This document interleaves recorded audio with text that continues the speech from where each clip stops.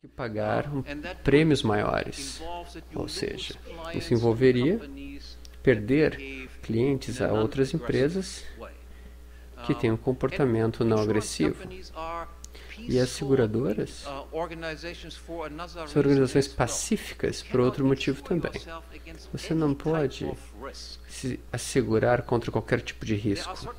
Há alguns riscos que não são asseguráveis. Você pode se assegurar contra o risco do incêndio da sua casa, contra a morte, por acidente, mas não pode se assegurar contra você mesmo queimar a sua casa, ou por tentativa de suicídio. A implicação disso que eu estou dizendo é que você também não pode se assegurar contra pessoas que lhe baterem se você causar o conflito. As seguradoras não dão essa cobertura desse risco. Se você apanhar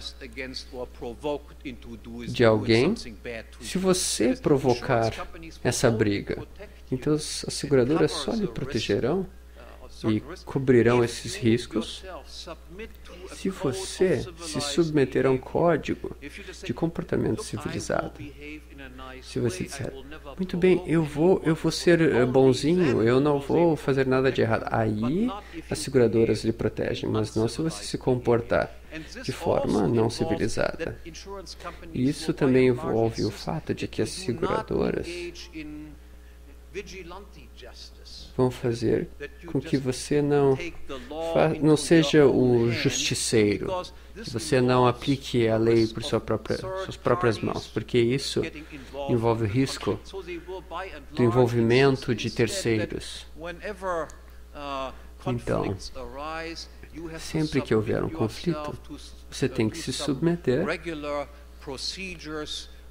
a um procedimento regulamentar para descobrir quais foram os eventos, como se iniciaram esses conflitos, porque a justiça pelas próprias mãos acaba impossibilitando o trabalho das seguradoras, com o objetivo de reduzir os custos operacionais e possibilitarem que os prêmios sejam baixos o suficiente. Por isso você tem que se submeter a esse tipo de comportamento civilizado. Além disso, as seguradoras, elas incentivam as pessoas a terem armas. Vocês percebem que os estados tentam nos desarmar, não é? Imagine se vocês forem uma agência de proteção e ela lhe disser, bom, antes de eu começar a lhe proteger, antes de você tem que me entregar todas as armas, tudo bem? Todas as facas, revólveres, qualquer coisa. Qualquer pessoa normal diria, que protetor estranho que está me dizendo para entregar tudo que eu posso usar para me defender e só depois de entregar todas essas coisas eles vão me dar proteção? Você acharia, eu acho que essa organização é falcatrua. As seguradoras que fizessem isso quebrariam instantaneamente. Na verdade, elas ofereciam prêmios mais baixos se você puder mostrar que você sabe como utilizar armas de forma eficiente para se defender, porque assim o risco de eles terem que pagar por sua segurança por um sinistro seria reduzido. Saber como usar armas tende então a reduzir os prêmios dessa maneira. E por fim, um sistema de concorrência entre essas agências protetoras teria um efeito duplo. Ele permitiria uma variabilidade maior na legislação e não apenas impondo um conjunto padronizado a todos. Na verdade, essas agências de proteção entrariam em concorrência, não só por preço, mas através da diferenciação de produtos. Poderia existir agências protetoras ou seguradoras católicas, judaicas, muçulmanas, aplicando a legislação muçulmana ou qualquer outra variedade que vocês puderem imaginar. Tudo isso seria pago pela clientela. Os consumidores escolheriam, então, qual legislação que desejassem. Ninguém precisaria submeter a uma legislação imposta universalmente. E, por outro lado, haveria uma unificação e harmonização entre as leis, porque a lei doméstica, romana, judaica, se aplicaria apenas às pessoas e às propriedades de quem escolhesse. Por exemplo, a católica lidaria apenas com conflitos intracatólicos. E seria possível também que os católicos pudessem entrar em conflito com um assinante de uma outra lei. Se ambos os códigos chegassem à mesma conclusão, não haveria nenhum litígio. Mas se os códigos chegassem a conclusões distintas, como aconteceria, claro, em alguns casos, então haveria um problema judicial na legislação nacional, no intragrupo. Então esse código intragrupo seria inútil, mas é claro que as pessoas mesmo assim gostariam de um tipo de proteção nessa situação. Neste caso, uma seguradora e seus clientes não poderiam subordinar a seguradora de um outro intragrupo. Em vez disso, todas as partes deveriam submeter a uma solução. Ou seja, desde o início, todas as seguradoras seriam obrigadas a submeter a uma arbitragem de terceiros verdadeiramente independentes. E não seriam apenas entidades independentes, mas ao mesmo tempo seriam a escolha unânime de todas as partes. Seria caracterizado por sua habilidade de encontrar soluções neutras e aceitáveis pelas partes. Além disso, o árbitro, como eu já expliquei, se fracassar na sua função e se chegar a soluções consideradas tendenciosas pelos seus clientes, essa agência provavelmente não seria escolhida como um árbitro no futuro.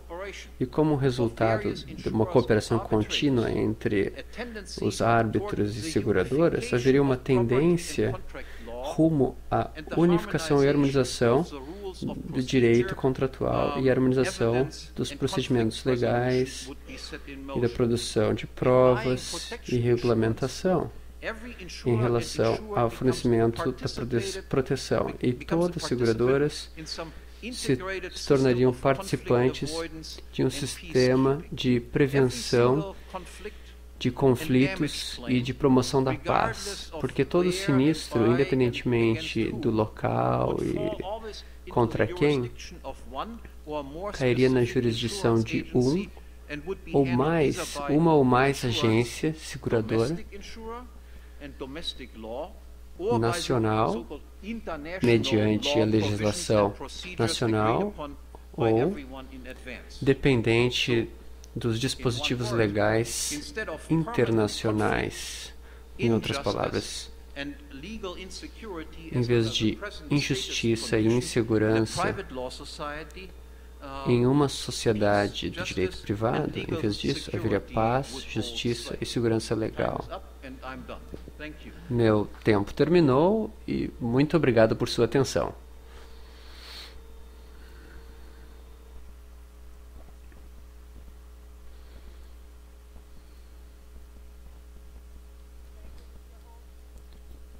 Muito obrigado, Sr. Hopper. O senhor pode ficar aqui ou pode sentar para responder as perguntas.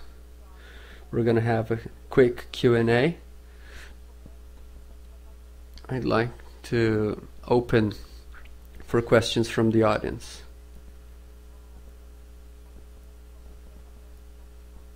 Be straightforward due to a time constraint. Please, let's have a microphone. This event is being broadcast on the web and it's being recorded. Amanhã a minha palestra será mais curta que hoje. Então, de repente, alguma pergunta que eu não puder responder de forma integral hoje, eu poderei responder amanhã.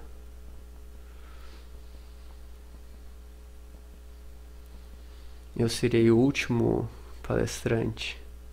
Então não teremos tanto problema de tempo. E eu prometo que amanhã minha palestra será mais curta. E talvez eu não consiga responder todas as perguntas que surgirem agora, eu respondo amanhã, no caso. Our Mrs. President will also ask a question. Okay, the first question then.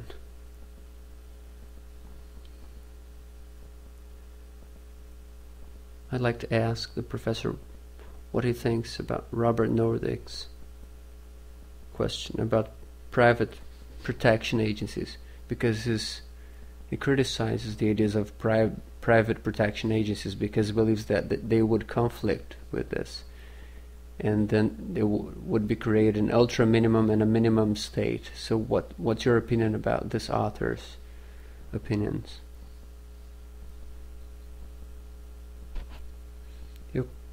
Eu considero essa resposta totalmente insatisfatória. Por que as seguradoras teriam que entrar em conflito entre si? Porque se elas entrassem em conflito entre si, isso aumentaria o custo operacional dessas seguradoras e perderiam clientes se entrasse nesse tipo de comportamento em geral.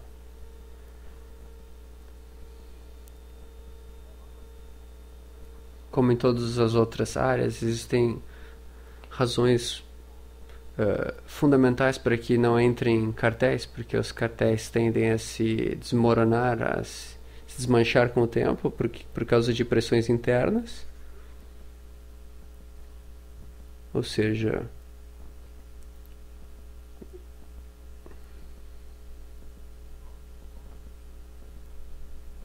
a empresa mais eficiente perderia em qualquer acordo de cartel, e a menos eficiente se beneficiaria de qualquer acordo de cartel. Então, nesse caso, por que os membros mais eficientes de um cartel entrariam em tal comportamento?